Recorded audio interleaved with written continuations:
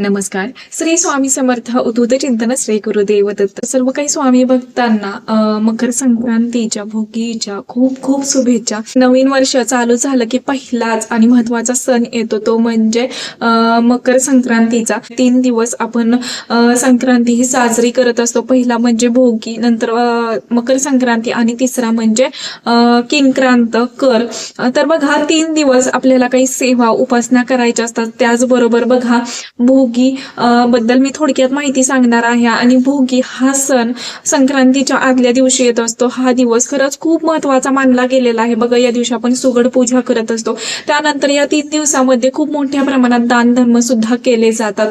तर बघा या दिवशी भोगीचा सर्वशः अर्थ असा आहे की बघा उपभोग घेणारा, आनंद घेणारा असा सुद्धा अर्थ भोगीचा. आध्यात्मिक महत्व भोगीचं खूप सारं असं सांगितलं गेलेलं आहे. त्यापैकीच एक की बघा की भोग संपवण्याचा दिवस. जे काही आपल्या आयुष्यात त्रास, दुःख, संकट आहेत किंवा कितीतरी जन्मांतरीचे भोग घेऊन, त्रास घेऊन, दुःख घेऊन आपण ह्या जन्म आपल्याला भेटलेला आहे, मनुष्य जन्म भेटलेला आहे. मनुष्य जन्मामध्ये आपले भोग भोगावेच लागतात. आणि स्वामी महाराज सुद्धा म्हणतात तुम्हाला तुमचे भोग हे भोगावेच लागणार आहेत. पण जर तुम्ही बघा स्वामींच्या सेवेत असा त्याची तीव्रता किती ठेवायची तर ते महाराज ठरवत असतात. त्यामुळे नक्कीच की बघा प्रत्येक सणवार साजरी करत जा. त्याचबरोबर बघा आपल्या गुरूंना कधीही विसरायचं नाहीये. त्यांची सुद्धा सेवा आपल्याला आवर्जून करायची आहे. देवी संक्रांतीने संक्रासुराचा वध केलेला होता म्हणून या दिवशी आपण बघा संक्रांती या नावाने सण आपण साजरी करत असतो. त्याचबरोबर बघा येतं ती किंक्रांत. या दिवशी सुद्धा देवीनं किंक्रासुराचा वध केलेला होता.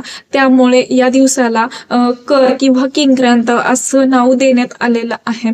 तर बघा या दिवशी आपल्याला काही उपाय, सेवा करायच्या आहेत ज्यामुळे आपल्या आयुष्यातील जे काही संकट आहेत, भोग आहेत तर त्याची तीव्रता किंवा जे काही भोग आहे कमी व्हावेत ह्यासाठी आपल्याला या दिवशी सेवा, उपाय करायचे आहेत. तर बघा या दिवशी आपल्याला उपाय कोणते करायचे आहेत तर भोगीच्या दिवशी अगदीच की सकाळी लवकर उठावं.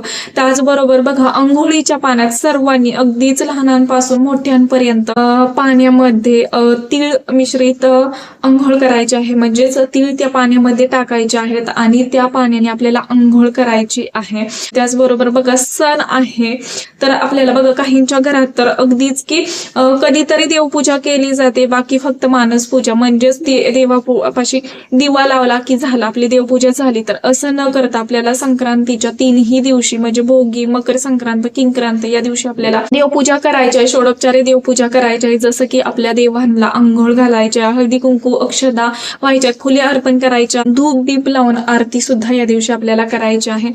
ते सर्व काही झाल्यानंतर या दिवशी सूर्यदेव हे आपल्या पुत्राला म्हणजे शनिदेवाला हे भेटायला जात असतात. या दिवशी म्हणजे अगदीच की पौष महिना, पूर्ण महिना आणि त्याचबरोबर मकर संक्रांतीचे जे काही 2-3 दिवस असतात तर त्या दिवशी आपल्याला सूर्यदेवतेची उपासना सुद्धा करणं तेवढंच गरजेचं असतं. मग तुम्ही भोगीच्या दिवशी सकाळी बघा अगदीच की सूर्य उगवल्यानंतर सूर्योदय झाल्यानंतर आपल्याला सूर्याला जल अर्पण करायचं असतं.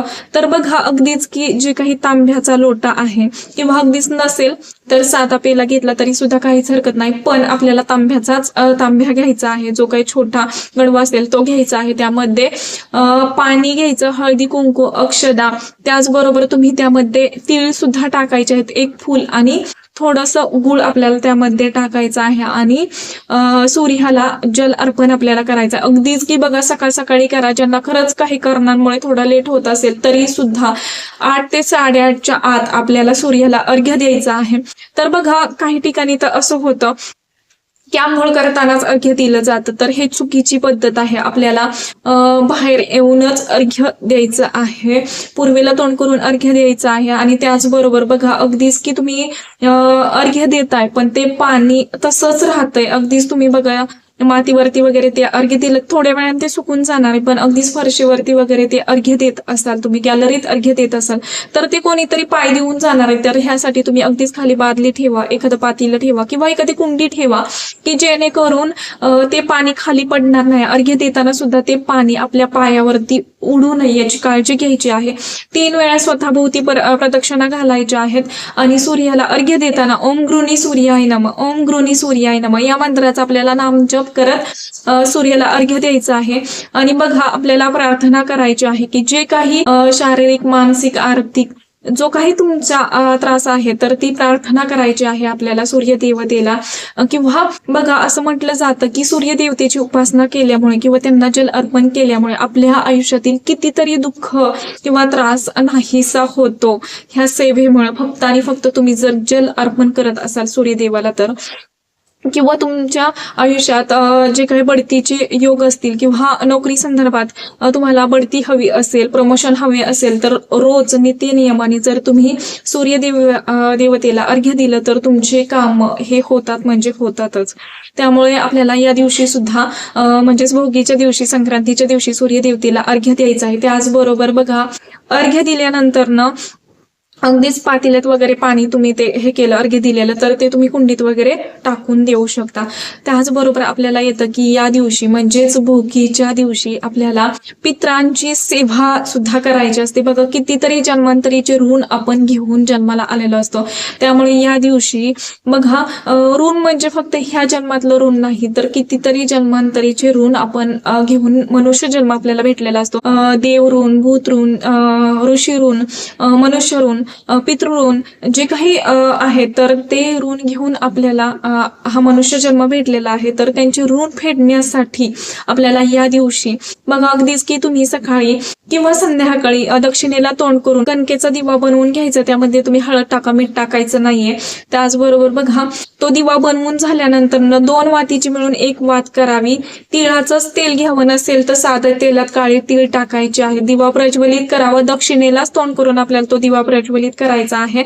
पितृस्तुती स्तोत्र किंवा पितृ अष्टकम हे आपल्याला पठण करायचं आहे दक्षिणेला तोंड करून. अगदी ज्यांना खरंच शक्य असेल त्यांनी 12च्या आत करण्याचा प्रयत्न करा. सकाळी ज्यांना सकाळी टाइम नसेल तर त्यांनी संध्याकाळी जरी ही सेवा केली तरी सुद्धा काहीच हरकत नाहीये. पण आपल्याला या दरम्यान पितरांच्या नावे दान धर्म सुद्धा करायचा आहे. बघा आपण किती ऋण घेऊन जन्माला आलेलो आहोत. असं म्हटलं जातं की पितरांचा किंवा जे काही आपले दिवंगत गेलेले आहेत त्यांचं जर आपल्याला बघा काही त्रास असेल, पितृदोष असेल मोठ्या प्रमाणात तर आपले काम सक्सेसफुल होत नाही. खूप मोठ्या अडचणीचा सामना आपल्याला आपल्या आयुष्यात करावा लागतो. त्यामुळे बघा या दिवशी असं देखील संकल्प करा, अमावस्या असेल, पौर्णिमा असेल किंवा जे काही त्यांची तिथी असेल तर त्या तिथीला मी दान धर्म करेल असं तुम्ही नक्की संकल्प करू शकता.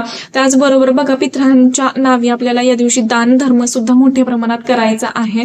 तर या दिवशी तुम्ही बघा अन्नदान करू शकता किंवा एखाद्या मंदिरात वगैरे तिथं सिद्ध देऊ शकता. अगदीच की मी पितरांच्या नावे माझे जे काही 3 पिढ्यांपर्यंत 5 पिढ्यांपर्यंत जे काही माझे पूर्वज गेलेले आहेत, दिवंगत गेलेले आहेत तर त्यांच्या नावे मी हे अन्नदान करत आहे असं म्हणून आपल्याला या दिवशी दान सुद्धा करायचं. या दिवसाला म्हणजेच बघा भोगी संक्रांती या दिवशी दानाला खूप सारं अनन्यसाधारण महत्व सांगितलं गेलेलं आहे.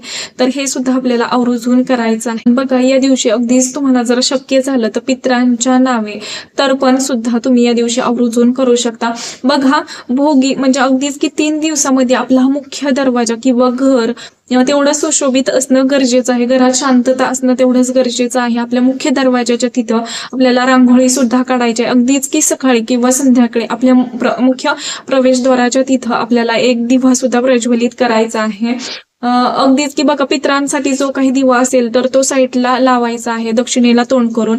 जो आपण मुख्य दरवाजाच्या तिथं दिवा लावतोय तर तो अगदीच की पूर्वेला वात येईल असं सुद्धा तुम्ही लावू शकता. फक्त एवढंच की दक्षिणेला ती वात येणार नाही याची तुम्हाला काळजी घ्यायची आहे. पितरांचा दिवा आहे तर तो साईडलाच ठेवायचा आहे. बघा जो पितरांसाठीचा दिवा आहे किंवा अगदीच तुम्ही मातीची पंती घेतलेली आहे तर ते तुम्ही निर्माल्यामध्ये टाकायचं आहे. किंवा एक पितरांच्या नावे जर तुम्ही दिवा केलेला असेल, पंती केलेली असेल तर ती तुम्ही तशीच ठेवू शकता. जी काही तुम्ही जेव्हा तुम्ही पितरांची सेवा करता तर त्यावेळेस सुद्धा तुम्ही तोच दिवा वापरू शकता. आमच्या तर घरात जेव्हा सेवा होते तर तोच एक दिवा सेपरेट केलेला आहे. तोच दिवा आम्ही प्रत्येक वेळेस वापरतो.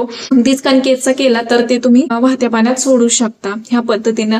आणि बघा भोगीचा दिवस हा उपभोग घेण्यासाठी आहे, आनंद घेण्यासाठी आहे.